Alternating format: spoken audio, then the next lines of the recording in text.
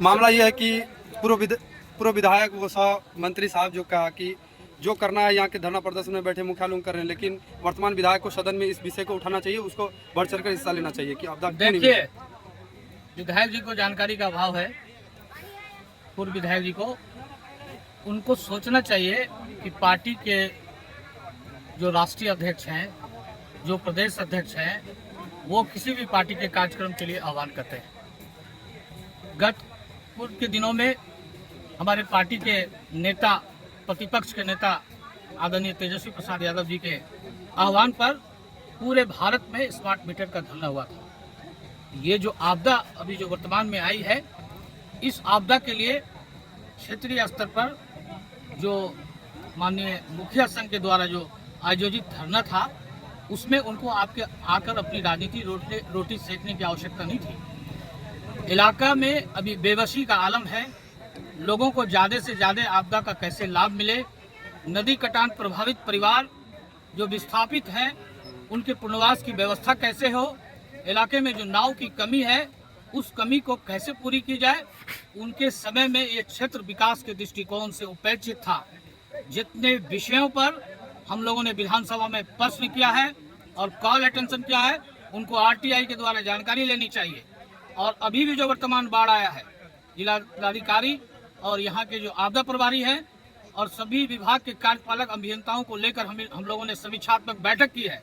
और पूर्व के दिनों में भी जो रेवेन्यू से संबंधित मामला सर्वे का था, हम लोगों ने उस पर भी विरोधाभास प्रकट किया था कि जब तक विस्थापित परिवारों को पुनर्वास की व्यवस्था नहीं कराई जाएगी, जब तक बाज़गित पर्चा वाले को पर्चा नहीं मिलेगा, जब तक परिमार्जन प्लस का मामला और मोटेशन का मामला लंबित रहेगा, तब तक हम लोग सर्वे कार्य को बाधित करेंगे और सर्वे नहीं होने देंगे। सर, एक बयान और आया कि 2019 से पहले जब भी आपदा आती थी तो ये जीआर की राशि के लिए लोगों को भटकना नहीं पड़ता था, धरना प्रदर्शन की जरूरत नहीं पड़ती। याद आना चाहिए कि जब मैं पूर्व में भी विधायक था, चक्रवर्ती तूफान जैसा तूफान आया था और एक दिन में बायसी और डगरवा में करोड़ों रुपया का वितरण हुआ था। और जितने मृतक थे, मैंने स्वयं सुबह 8 बजे से लेकर 12 बजे रात तक उनको पारिवारिक जो लाभान्वित राशि मिलती है वो दिया था। 87 जैसे बाढ़ को हम लोगों ने झेला है, 17 जैसे बाढ़ को झेला है। ये उनकी कोई उपलब्धि नहीं थी, ये सरकार की उपलब्धि थी। आज की सरकार चाहेगी कि जीआर का राशि ज्यादा से ज्यादा लोगों को मिले तो मिलेगा।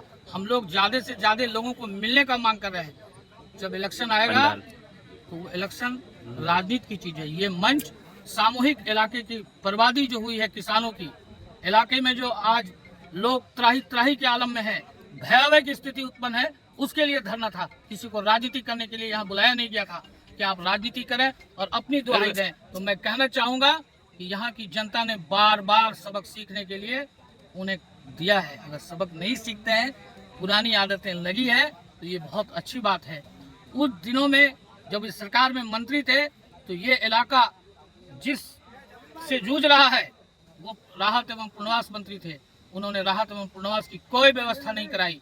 इनके कैबिनेट मिनिस्टर के द्वारा कई गांवों को प्रोटेक्ट करने का काम किया गया। आज भी बायसी उसी स्थिति में है जो पहले था। उस वक्त भी ताड़ावाड़ी में, चहट में, हरिनतौर में भयावह स्थिति हो रही थी और नदी कटान हो रहा था। उस वक्त भी काम नहीं हुआ।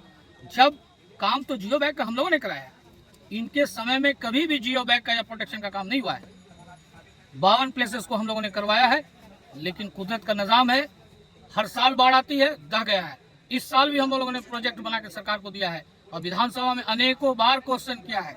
आपको मैं ईमेल दिखाऊंगा, टेंडर का हम लोगों के अनुशंसा पर सरकार के निर्णय के बाद जो हुआ था अमोर और बायसी का, वो चिट्ठी दिखाऊंगा। ये एक सबूत है। जहां एक पंडाल के नीचे तमाम तबके के लोग बैठे थे, क्षेत्र के अमीर गरीब बैठे थे, जहां पर बात होनी चाहिए, लेकिन राजनीतिक मुद्दा यहाँ पर राजनीतिक मुद्दा का उत्पन्न उन्होंने किया।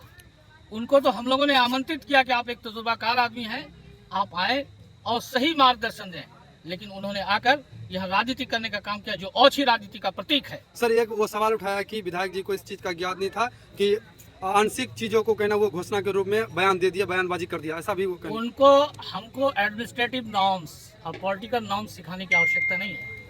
मैं उनका राइवल रहा हूँ शुरू से और मैं उनके साथ राजनीति लड़ता हूँ, चुनाव लड़ता हूँ।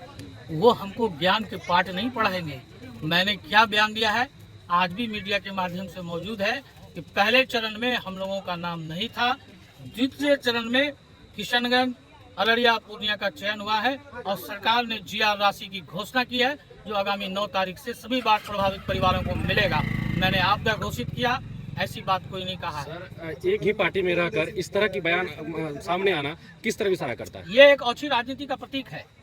मैं आपको अपना गार्जियन मानूंगा, अपना सरप्रस्त मानूंगा और आप अच्छी राजनीति करेंगे तो ये आपकी अपनी राजनीति और कूटनीति है। मैं पारदर्शिता के साथ राजनीति करता हूँ और जिस पार्टी में हूँ ईमानदारी से हूँ और जिस पार्टी में रहूँगा ईमानदारी से रहूँगा। जब पार्टी छोड़ना होगा तो ईमानदारी से छोड़ूंगा, उसके साथ कोई दगा धोखा नहीं करूँगा। क्या इस मुसीबत के घड़ी में राजनीति करना इतना ही इस मुसीबत की घड़ी में माननीय मुखिया लोग को मैं आभार प्रकट करता हूं, मुबारकबाद देता हूं कि उन लोगों ने जन समस्याओं को लेकर प्रखंड परिसर में एक धरना का आयोजन किया जिसमें हम लोग शामिल होकर उनको उनके शाना बार शाना उनको ताकत देने के काम के लिए आए थे, न कि राजनीति करने के लिए आए थे।